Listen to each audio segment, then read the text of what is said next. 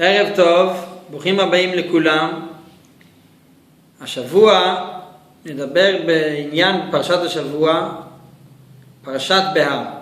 שבוע שעבר לא הספקנו לעשות שיעור על הוידאו, אבל עכשיו ברוך השם אנחנו ממשיכים את העניין, ויותר מוקדם בשבוע, להתחלת השבוע, יום שני, ובעזרת השם גם נעשה עוד שיעור בעזרת השם ביום חמישי לקראת שבת. אז פרשת בהר מתחילה, היא מדברת בהתחלת הפרשה על מצוות שמיטה. מה זה מצוות שמיטה? זה מתי שכל 7 שנים צריכים להפסיק לעבוד את העבודה, את האדמה, להפסיק לעבוד את האדמה. בשביל מה התורה מצווה את זה? בשביל שיהודי יבוא להכרה שאפילו 6 שנים הראשונות שהוא כן זרע את האדמה וצמחו לו כל מה שהוא יהיה צריך, את כל התבואה, אפילו אז באמת מי באמת מביא לו את הפרנסה? זה באמת גם הקדוש ברוך הוא. כי בשנה השביעית שהוא לא עובד ובכל זאת יש לו את כל מה שהוא צריך, אז הוא רואה שבאמת הכל זה מאת הקדוש ברוך הוא. אבל התורה מתי שהיא אומרת את הציווי הזה, את הציווי על המצווה של שמיטה, היא אומרת את זה בסדר לא כל כך מובן. היא אומרת כי תבואו אל הארץ, מתי שבני ישראל תבואו לארץ ישראל, אז ושבתה הארץ שבת להשם, צריכים לעשות שנת שביתה. שנת של שביתה, שנת שמיטה. איך מגיעים לזה? אז התורה מפרטת, היא אומרת 6 שנים תזרע שדיך, ואז בשנה השביעית תשבות, אל תעבוד. וזה המצווה של שמיטה.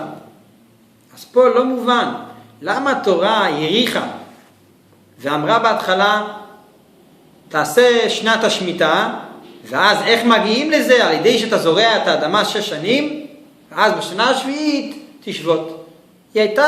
התורה הייתה צריכה להגיד ישר, תזרע את השדה שלך 6 שנים, אבל בשנה השביעית תשבות. לא, התורה ישר אמרה את המצווה. המצווה היא שבשנה השביעית צריכים לשבות. למה זה? למה התורה ישר אמרה את המצווה שבשנה השביעית צריכים לשבות? זה בכדי שנדע שזה לא עוד עניין, שאני זורע את השדה שלי 6 שנים, אבל יש גם עוד עניין שאני צריך בשנה השביעית לשבות, לא לעבוד. לא. התורה רוצה ללמד אותנו שזה עיקר העניין פה. עיקר העניין זה השנה השביעית, השנה שאני לא עובד, השנה שאני תולה את הפרנסה שלי בקדוש ברוך הוא.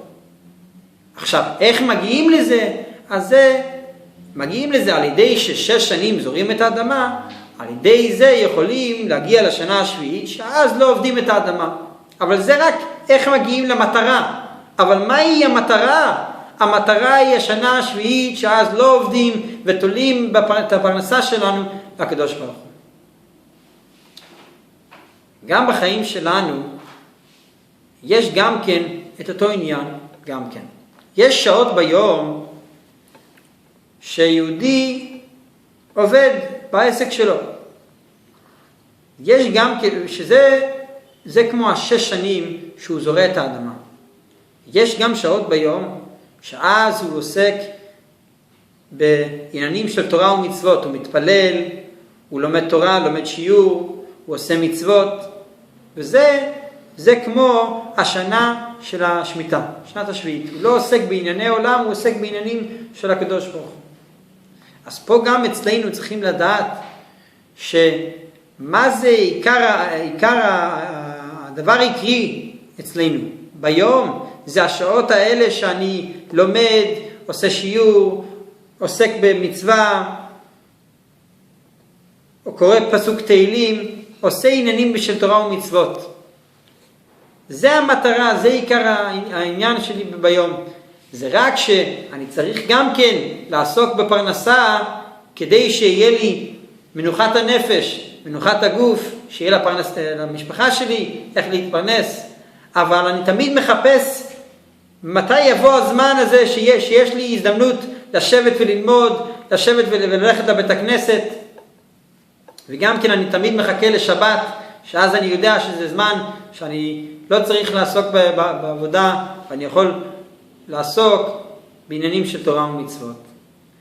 אז בעזרת השם, שהקדוש ברוך הוא יעזור לנו, שנצליח בעניין הזה, שהעיקר אצלנו יהיה הזמן ביום שאנחנו עוסקים במצוות, בשיעור, בתפילה, והדברים האחרים יהיו תפילים אצלנו. אז בעזרת השם שנצליח בזה בכל העניינים. בעזרת השם ביום חמישי יהיה עוד שיעור לקראת שבת, וכבר נפרסם את העניין לכולם. שבוע טוב לכולם.